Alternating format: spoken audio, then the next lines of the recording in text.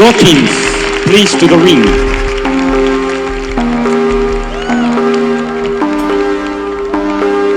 Get your soy face ready. Here comes the master.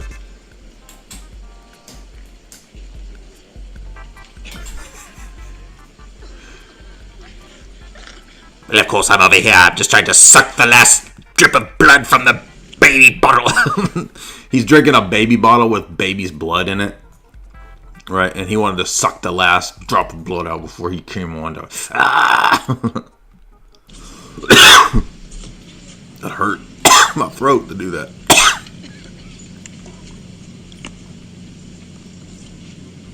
My soy face. My colleague, Peter Atkins, whose works I recommend to you, I think that it's high time that a science... I am a vampire. I just wanted to suckle the last drop of life from the baby bottle I suckled before this conference, which was filled with baby's blood. Scientist won the Nobel Prize for Literature. I was doing a seance and calling upon my mentor and my patron, Lord Vlad the Impaler, and he gave me some good scientific arguments before the debate. And Peter Atkins would be my nominee for that. He was once invited to give a lecture in Windsor Castle, which, as you know, is one of the homes of the British monarch. And at the end of... We have some wonderful, delightful, delectable rituals underneath Windsor Castle. Yes, my lord. Windsor Castle. You must all come visit sometime. On the winter solstice, perhaps. We shall find you there. Look for me in a purple robe. His lecture, Prince Philip said, "You scientists are awfully good at answering the how questions, but what about the why question?" And Peter Atkins said, "Sir, the why question..." Dude, this guy is just cringe. Like, just him talking, it's like, you feel like you're hearing some dark lord speak. "Is just a silly question." We humans are obsessed with purpose. It seems perfectly natural when we're presented with an object to say, what's it for? It starts in childhood. The psychologist Deborah Kellerman has investigated this very interestingly with children, offering them a question like, what... Yes, I love stories of children. Why do you think these rocks are pointy? Is it because of some geological explanation, geological cause, or is it so that animals could scratch on them when they get itchy? And below a certain age, I think it's about 6, most children answer with the teleological answer with the purpose question. Yes, you see, at the last conference at Windsor Castle, here's a photo of our conference. Yes, they're pointy so that animals can scratch on them when they get itchy. Children then mostly grow out of that purposive way of looking at the world, but not apparently everybody.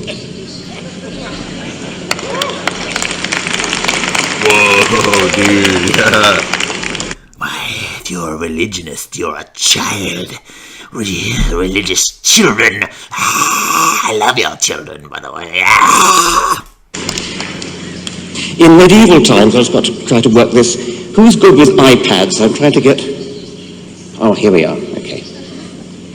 In medieval times... By the way, that's utterly ridiculous, too, by the way. Right? So, asking the question why, looking for purpose, means that you are a child. Like, that's child thinking.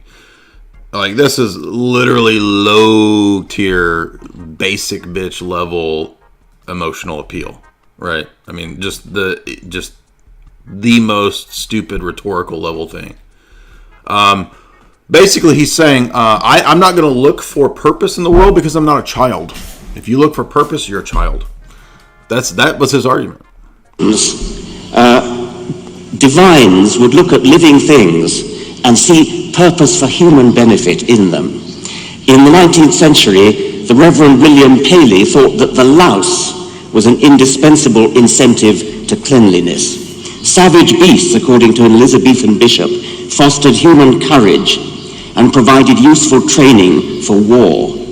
Horseflies, for an 18th century writer, were created so that men should exercise their wits and industry to guard themselves against them. Lobsters were given hard shells so that before eating them we could benefit from the improving exercise of cracking their claws. Another medieval writer thought that weeds were there to benefit us. It's so good for our spirit to have to work hard pulling them up.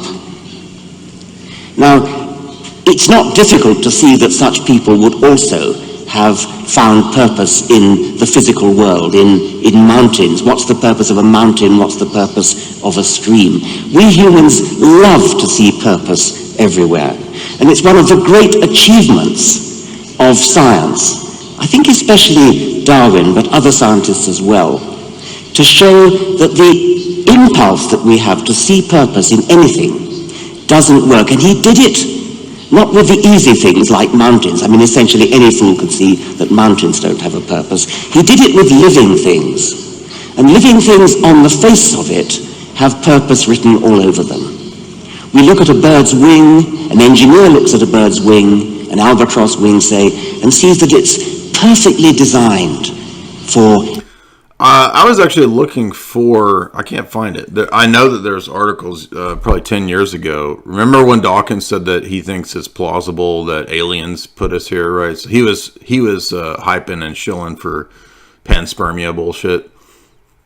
And now I can't find it because it was, like 10 years ago. But I assume everybody remembers this, right? And he's also talked about, like, cannibalism is not that problematic, right? And other things are not that problematic, right? So, I mean, now wait a minute. God's existence is absurd, but alien panspermia is not, right?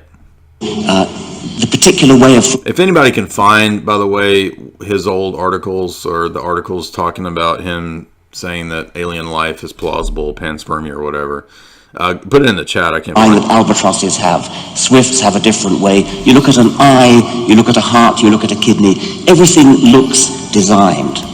The Reverend William Paley himself, who was one of the earliest, one of the most coherent, I should say, advocates of this point of view, elevated the living world as being the most important place where you can find evidence for, as he thought. Now here, let's see. This looks like a video about panspermia. Let's see if this is it. This might be it because this is about 10 years ago. Here's Dawkins. Let's see what he says. Can I just take up the point about panspermia and Leslie Organ and Francis Crick? I understand. So if you can't hear it, the question is, what about panspermia and Crick, right? Because Crick of Watson and Crick fame, right? He's one of the famous panspermia proponents. That we're seeded by the aliens, right? Or that we came here from some, distant planet or whatever. Let's see what Dawkins says. But spectroscopic studies have identified an awful lot of organic molecules out there in space. I'm not sure what I mean by that, but I think you do.